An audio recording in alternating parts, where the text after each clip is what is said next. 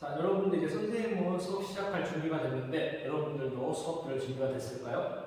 시간인지라 다들 피곤한 것 같은데 그래도 우리 기운 내서 수업 한번 들어보도록 합시다. 자, 잠 깨기 위해서 각자 이제 기지개도 피고 그리고 서로 어깨도 한 번씩 주물러 주면서 잠을 깨보도록 합시다. 선생님이 1분 정도 시간 주도록 할게요. 자, 이제 다들 잠이 깬 것 같으니까 교과서도 준비하고 선생님이 미리 배부했던 학습지 있었죠? 학습지가 뭐였죠? 맞아요. 모든 학습지랑 개인 학습지 선생님이 미리 배부했어요. 그것도 준비해서 수업에 임할 수 있도록 합시다. 그럼 먼저 수업 들어가기 전에 반장 인사 받고 선생님이 수업 시작하도록 하겠습니다. 자, 오늘 배울 내용은 고려의 통치체제와 국제질서의 변동. 자, 지난 시간까지 우리가 배웠던 내용은 남북시대에 대해 배웠었죠? 이 남북시대에 대해 관련된 게 또 뭐가 있었죠? 맞아요. 신라 있었고 발해 있었고. 오늘은 뭐에 대해 배운다고요? 고려. 오늘은 고려에 대해 한번 배워보도록 하겠습니다. 자, 오늘 고등학교에서 여러분들이 처음 고려를 배우기 때문에 중학교 때 배웠던 고려는 어떤 내용을 배웠는지 한번 떠올리면 도움이 되겠다 싶어서 선생님이 이렇게 퀴즈 3개를 가져와서 여러분들이 기존에 고려에 대해 배웠던 지식을 한번 리마인드하는 시간을 가져볼 거예요. 자, 첫 번째 퀴즈. 이 인물은 누구일까? 싸우지 않고 이긴 뛰어난 협상가. 선생님은 이것만 듣고 한 명이 떠올라요. 여러분들도 떠오르나요? 자, 두 번째. 강동육주를 얻어낸 외교담가. 짱구가 강동육주를 듣고 한번 말해주겠다 손을 들어줬는데 짱구 한번 말해줄 수 있을까요? 맞아요. 바로 서인하는 인물이 있었죠. 자, 두 번째. 이 운동은 무엇일까? 여러분들 여기 운동이라고 적혀있다고 여러분들이 평소에 으쌰으쌰하는 운동으로 생각하면 안 돼요. 자, 선생님이 이렇게 제시한 4개의 초성을 이용해서 한번 이 문제를 풀어보도록 합시다. 첫 번째, 풍수지리설. 두 번째, 황제칭화 원호. 세 번째, 금정벌론. 네 번째, 서경으로 천도. 서경으로 천도를 듣고 맹구가 말해주겠다고 손을 들었는데 우리 맹구가 한번 말해줄 수 있을까요? 맞아요. 바로 요청의 서경천도 운동이 있었죠. 자, 그럼 마지막 세 번째. 이 전제는 무엇일까? 선생님이 이 2개의 사진을 가져와 보았어요. 자, 여기 보면은 승려도 있고 일반 백성도 있고 이 승려와 백성이 누구랑 싸우고 있죠? 기마 부대랑 싸우고 있어요. 그리고 또 여기 선생님이 이 기마 공병을 가져와 보았어요. 자, 그러면 이 기마 부대와 기마 공병 그러면 기마 민족이겠죠? 이 기마 민족과 고려가 싸운 전쟁은 무엇이 있을까요? 맞아요.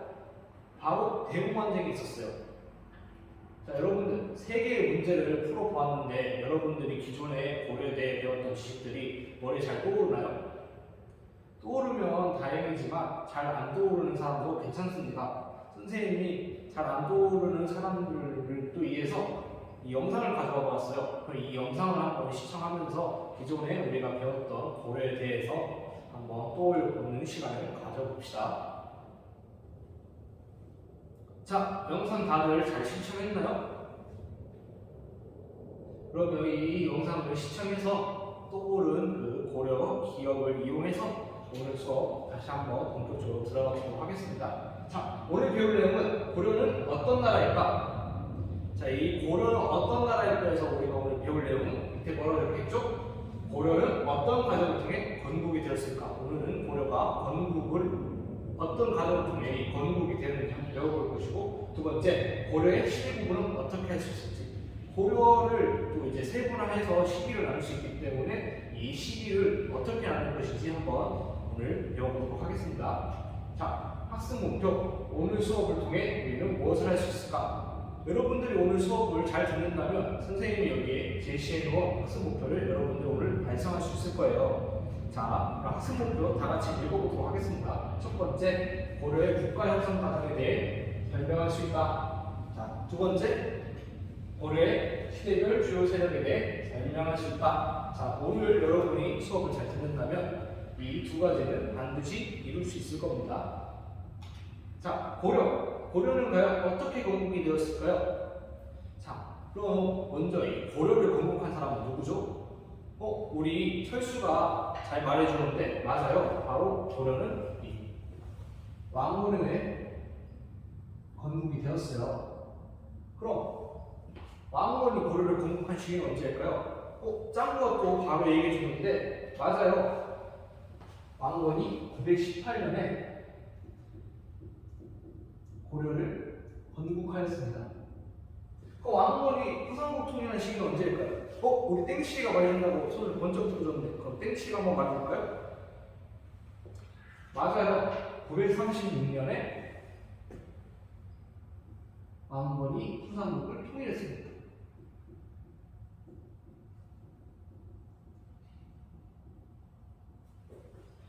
그럼 이러한 후삼국을 왕건이 어떤 과정을 통해서 이루었는지 한번 살펴보도록 하겠습니다. 자, 신라 말은 신라사의 구조적 모습이 드러나고 있던 시기입니다. 신라 말은 어떤 시기라고요?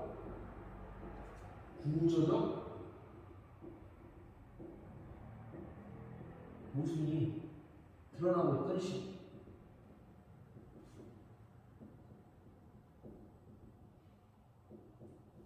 그럼 이 과연 어떤 구조적 모습이 있었을지 한번 말해줄 친구가 있을까요? 우리 짱구가 말해준다고 손을 들어줬는데 그럼 짱구가 한번 말해줄 수 있을까요?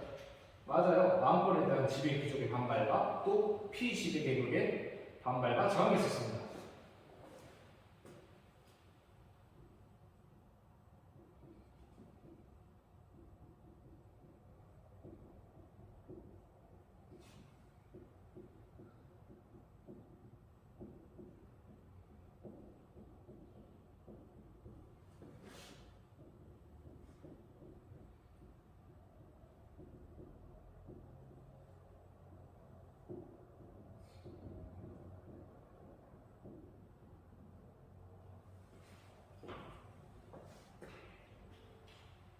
자, 그러면 구체적으로 어떤 사회 구조적 모순이 있었는지 한번 알아보도록 할게요.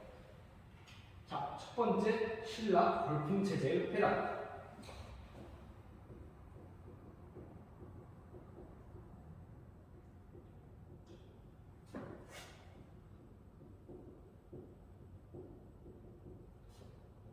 자, 두 번째, 바로 철수가 말해주는데 두 번째, 진골수의 증가로 이제 왕이 된 결정.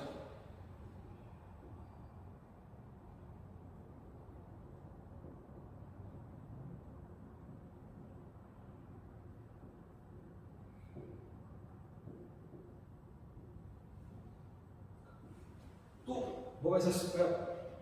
땡치기가 말해줬는데 맞아요. 이 신라 정치, 경제 등 모든 게 중앙, 바로 이 금성을 기준으로 발달하여 지방은 낙후되고 소외되었습니다.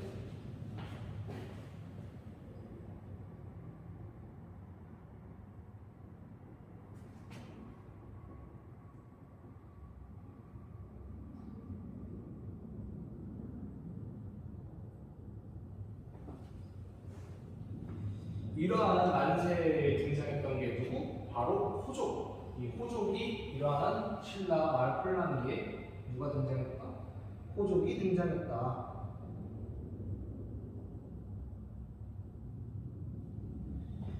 이 호족의 등장은 여러분들이 삼국지를 생각하면 바로 쉽게 이해할 수 있어요. 이 혼란한 시기에 등장했던 군웅할거, 여러 군웅들이 등장했던 것을 이 호족과 비슷하게 생각할 수 있을 거라고 생각합니다. 자, 그리고 이 호족은 누구랑 손을 잡았었죠? 지난 시간에 배웠는데 맞아요. 바로 선종과 또 누구? 이 풍수지리설과 손을 잡았다.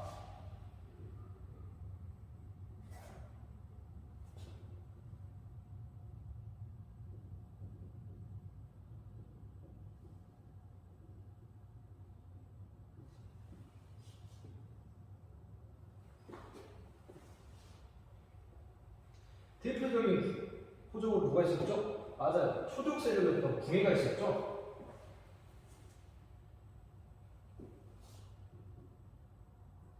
궁예는 누구? 901년에 후고구려를 건국했다.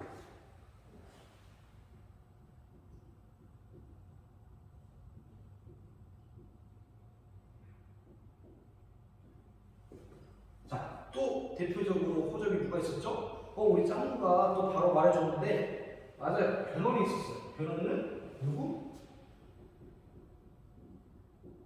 후백제를 완산주를 조업으로 해서 900년에 건국한 사람이다. 자, 궁예 나왔고 변원 나왔고 그럼 누가 나온다? 오늘 중요한 인물인 바로 왕건이 나온다.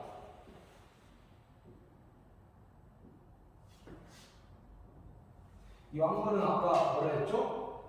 918년에 고려를 건국했다. 이 왕건이 고려를 건국할 때 누구를 몰아내고 바로 이 궁예를 몰아내고 건국을 하고 나서 지금 고려의 도읍이었죠? 이제 개성이 숭앙이죠. 원래 궁예가 철원을 도읍으로 삼았기 때문에 이 철원에서 숭앙으로 도읍을 옮겼습니다. 자, 그럼 이제 궁예가 사라지고 그 자리를 왕건이 메꿨기 때문에 이제 두 호족이 전쟁을 하게 되는데 그 대표적인 세력이 아까 누구였죠? 바로 왕건과 변원. 이 두 대표적인 세력이 크게 벌인 전쟁이 있습니다. 바로 이 조물성해전과 공산해전과 고창해전입니다. 여러 개의 전투 중에 선생님이 이 세 개를 가져온 이유가 있을 거예요. 이 해전이 과연 무엇일까요? 맞아요. 이 해전은 직접 왕이 전투에 참여해서 싸우는 것을 말하는데 그렇기 때문에 왕이 진짜 참여하는 만큼 중요한 전쟁이라는 것이겠죠. 자, 여기에 보면은 변원을 가져왔고 또 선생님이 여기에 또 왕건을 가져왔어요. 근데 이 두 곳에는 변원이 배치되어 있고 여기에 왕건이 배치되어 있어요. 이걸 무슨 의미일까요? 우리 땡씨가 잘 말해줬는데 맞아요. 조물성해전은 변원이 이겼고 공산해전도 변원이 이겼습니다. 그리고 이 마지막 고창해전에서 이 왕건이 이기면서 이 왕건이 호상국 통일에 승기를 잡았다고 할 수 있어요. 자, 그럼 조물성해전에 대해 먼저 알아보면 이 고려와 호백제, 군사적 우열을 가름하는 데 있어 중요한 의미를 가졌던 전투가 이 조물성해전이에요. 925년 10월에 조물성에서 벌인 이 왕건과 변원의 전면 대결에서는 변원의 승리로 고려의 군사적 예세로 판판하게 났어요.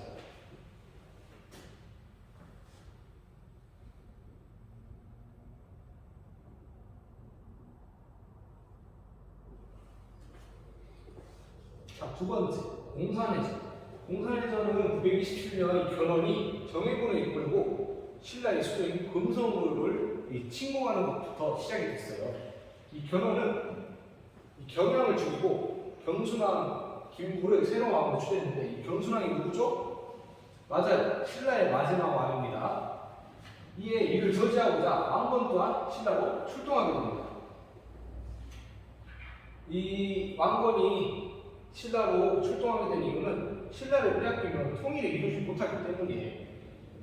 그래서 이 변원과 공산, 현재 이 공산은 대구 팔공산입니다. 공산에서 정면 대결을 치르게 됩니다. 이때 왕건이 겨우겨우 신승범의 도움으로 목숨을 부지하고 도망쳐서 살았습니다. 이때 왕건이 도망치지 못하고 죽었다면 아마 변원이 소상국 통일을 이루지 않았을까요? 자, 다음 고창해전입니다.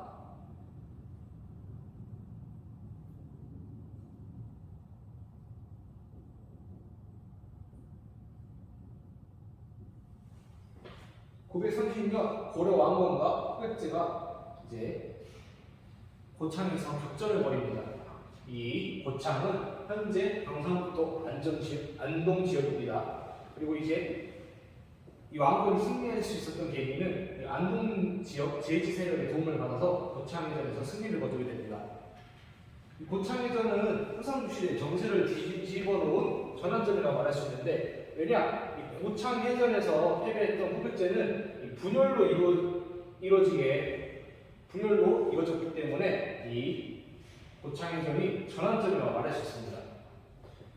이 호백제의 분열은 신검 세력과 금강 세력의 다툼으로 신검이 금강을 제거하고 또 이제 본인의 아버지였던 견훤을 금산사에 유폐함으로써 이 호백제가 분열하게 되는데, 이 신검은 견훤의 첫째 부인과 낳았던 아들이고, 이 금강은 견훤이 둘째 부인과 낳았던 아들입니다. 이 신검은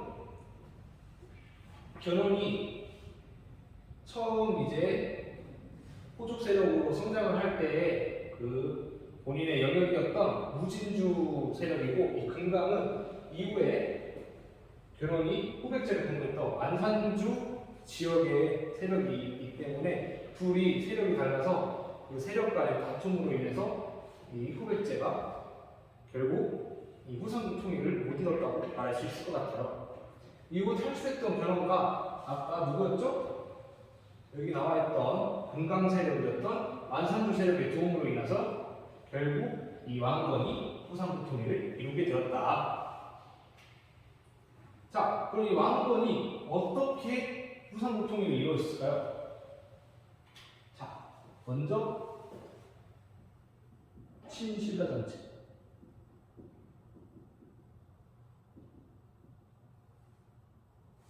두 번째 호족 연합 정책, 그리고 세 번째 학과 토착적 기반, 이 세 가지로 인해서 왕건이 통일을 이루게 됩니다.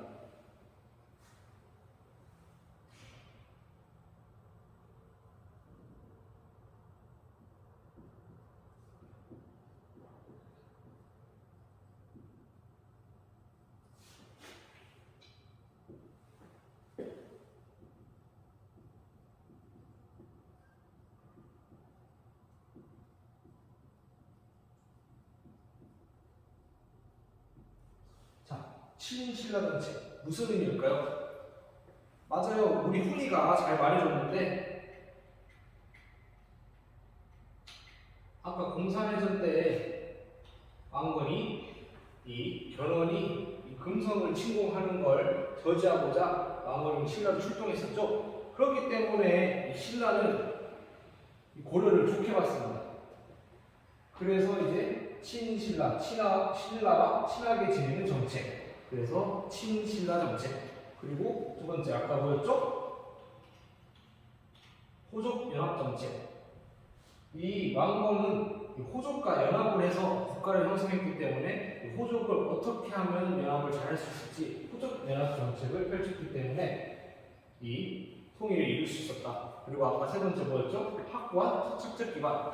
왕건도 결국 호족 세력이기 때문에 그 왕건의 할아버지였던 작제건부터 형성해왔던 그 송악의 토착적 기반을 이용해서 결국 이 왕건이 통일을 이룰 수 있었다라고 말해줄 수 있을 것 같아요.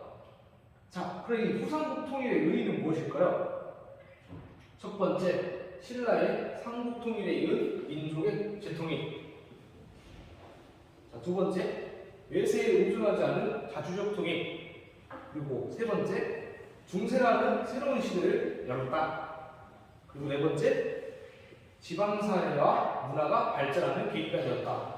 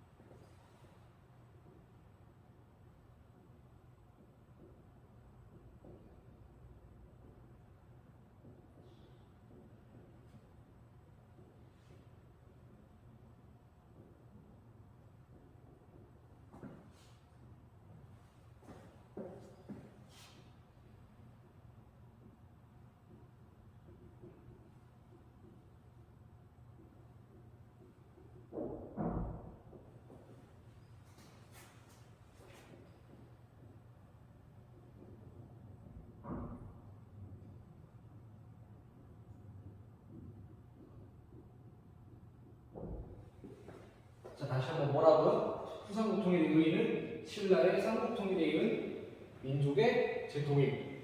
두 번째, 외세에 의존하지 않은 자주적 통일. 세 번째, 중세라는 새로운 시대를 열었다. 그리고 지방사회와 문화가 발전하는 계기가 되었다. 여러분들이 이 후삼국 통일의 의의는 중요하니까 외워두면 좋을 것 같아요. 자, 그럼 이제 두 번째, 오늘 배울 내용 두 번째가 뭐라 했죠? 고려시대 시대 구분. 고려의 첫 번째는 고려 초기로 나눌 수 있고, 두 번째는 문벌귀족기와 무신정권기, 네 번째는 원간섭기, 그리고 다섯 번째는 고려 말기로 나눌 수 있다. 그리고 이 시대별 주요 세력은 호족, 문벌귀족, 무신, 고문세족, 신진사대모로 볼 수 있다. 자, 왜 이렇게 시대를 구분할지 한번 알아보도록 합시다. 고려 초기는 아까 주요 세력이 누구라 했죠? 호족. 고려는 호족의 도움으로 후삼국을 통일했습니다. 그에 따라서 초기에 호족의 영향력이 강할 수밖에 없습니다. 자, 두 번째, 문벌귀족기, 그리고 주요 세력은 문벌귀족. 고려 광종은 호족과 공신세력을 누르고 왕권 강화를 위해 과거제를 도입했었습니다. 여러분들 중학교 때 배웠던 거 다 기억나죠? 그에 따라 새로운 관리 체제가 도입이 됐었죠. 그리고 이제 이 고려 시대를 과거를 통한 관료제와 혈연적 특권이 기록이 연결되어서 귀족 관료제 사회로 됩니다. 그런데 이 문벌 귀족이라는 말에 문벌과 귀족, 문벌은 이 말 그대로 과거를 통한 관료제로 등용이 된다. 또 이 혈연적인 특권인 귀족과 연결이 되어 있다. 그래서 문벌 귀족이라는 말이 여기서 이렇게 또 나올 수가 있겠죠. 이러한 문벌 귀족들은 폐쇄적인 통혼을 통해서 문벌, 이 인맥을 형성해서 더욱 본인들끼리 이제 권력을 나눠 갖는 형상을 또 보여줍니다. 자, 다음 무신 정권기는 주요 세력이 누구? 무신. 아까 나왔던 두 번째로 구분되는 이 시기는 문벌귀족 정치인데, 이 문벌귀족 정치는 무신의 정치, 사회적 열세를 가져옵니다. 이러한 또 문치주의에 의해 국회가 존재하지 않은데 고려 시대는 국가가 존재했던 시기가 언제가 있었을까요? 맞습니다. 조선에는 국가가 존재하지만 여기 고려에는 문치주의에 의해 국가가 존재하지 않았습니다. 문치주의 말 그대로 이제 모든 간직을 문신이 가지고 있는 거예요. 따라서 무신은 천대받는 존재, 문신에게 사역되는 존재. 이 초기 명장, 여러분들이 알고 있는 기주대첩의 강감찬, 이 강감찬도 다 문신입니다. 그리고 김부식, 삼국사기를 썼던 김부식도 문신입니다. 결국 이렇게 천대받던 무신은 의종 24년 1170년에 무신난을 일으키면서 문신들을 죽이고 본인들이 권력을 잡아 무신 정권기를 열게 됩니다. 자, 다음 원간섭기는 아까 누구? 검문세족. 몽고 항쟁 중 태자 전 나중에 원종이 이 1259년 몽골에 가서 쿠빌라이 칸에게 강화의 뜻을 표합니다. 몽고 항쟁 중 이제 더 이상 힘들겠다 하면서 강화의 뜻을 표합니다. 이에 쿠빌라이는 고려의 풍속과 제도를 존중하겠다 약속을 하는데 이게 바로 세조 구제입니다. 이후 점차 간섭받기 시작하는데 특히 경제적으로 금, 인삼, 해동청 등을 요구하는 간섭을 받게 됩니다. 이 해동청은 말 그대로 이제 당시 몽골은 유목민족이기 때문에 사냥을 매로 했는데 이 고려의 매가 품질이 좋다. 그렇기 때문에 우리에게 매를 바쳐라 하면서 이 해동청을 요구하였고 또한 처녀와 한관 등까지도 요구했었습니다. 이때 저렇게 요구하는 원의 세력을 등에 업은 새로운 세력이 바로 이 고문세족이 등장을 하게 되는데 이 고문세족들은 몽골을 통역하거나 음방, 아까 그 매를 걷어들이는 기관 등으로 출세를 하였고 또 원, 황실과 혼인으로 인하여 이 세도를 누린 세력이라고 말할 수 있습니다. 다음 마지막 고려 말기 신진 4대국. 이 공민왕실이 원 위에 또 명이라는 주원장이 세운 나라가 이 중국 중원에서 강제 세력으로 등장하게 되는데 이에 반원 정책을 펼치던 공민왕과 친명파가 결탁을 합니다. 이 친명파는 누구냐? 과거를 통해 새로 정용된 신진사대부가 바로 친명파였습니다. 신진사대부는 또 나중에 새로 제주된 신은은 무인 세력과 합세하여 고려를 개혁해 나가는데 이후 개혁은 안 되겠다. 다시 새로 나라를 세워야겠다라는 이 성을 갈아엎는다. 왕시에서 이시성으로 나라를 갈아엎는다. 이 역승혁명으로 이성계, 조선을 세운 이성계, 이렇게 이성계가 조선을 건국합니다. 자, 다음 시간은 학습지 작성 및 발표 시간이에요. 여러분 선생님이 아까 수업 진행하기 전에 미리 배부했던 조별 학습지랑 개인 학습지 있죠? 그걸 이제 작성을 하고 그걸 발표해보는 시간을 가질 건데, 자, 각조 입금이들은 조원의 학습지의 작성을 도와주고 또 개개인은 개인 학습지 작성을 이 시간에 마무리해 주세요. 또 각조 입금이들은 모든 학습지를 조원과 함께 작성을 해주고 또 조원의 발표자는 발표를 준비해 주시면 좋겠습니다. 자, 모든 학습지를 살펴보면은 오늘 배운 내용을 토대로 여러분들이 유튜버가 된다면 어떻게 유튜브 썸네일을 구성할 것인지 한번 그려보는 걸로 이렇게 준비가 되어 있을 거예요. 자, 어떤 주제든 상관이 없습니다. 오늘 배운 내용이라는 여러분들이 후삼국 통일의와 관련해서 유튜브 썸네일을 만들어도 되고 이 왕건에 대해서 만들어도 되고 신라말 고구정 모순에 대해서도 여러분들이 자유자재로 만들면 됩니다. 아니면 또 이 왕건이 어떻게 통일을 하게 되었는가, 아까 나왔던 신신라 정책이나 국정 연합 정책에 관해서도 여러분들이 잘 생각해서 조원들과 논의 후에 완성시키면 되겠습니다. 자, 그러면 선생님이 돌아다니면서 한번 볼 테니 여러분들이 잘 모든 활동에 참여해 줬으면 좋겠습니다.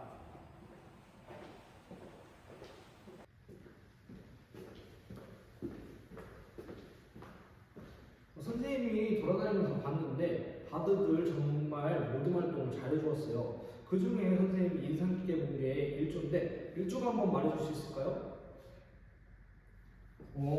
일조는 이 왕건의 신신라 정책에 대해서 한번 유튜브 썸네일을 만들어줬대요. 자, 열심히 한 일조에게 박수를 한번 쳐줄까요? 자, 그럼 다른 조는 어떻게 했는지 선생님 또 들어보고 싶은데 혹시 몇 조가 발표해 줄 수 있을까요? 6조가 발표해 준다는데 6조가 한번 말해 줄 수 있을까요?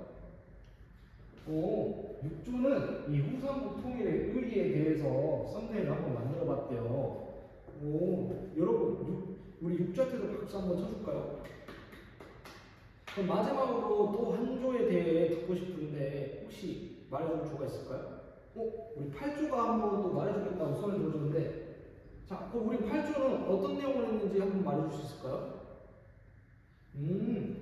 우리 8조는 이 신라말 구조적 모순 중에서 이 진골수의 증가로 왕의 진팔전이 발생한 거에 대해서 또 뉴스부 썸네일을 구성해줬어요.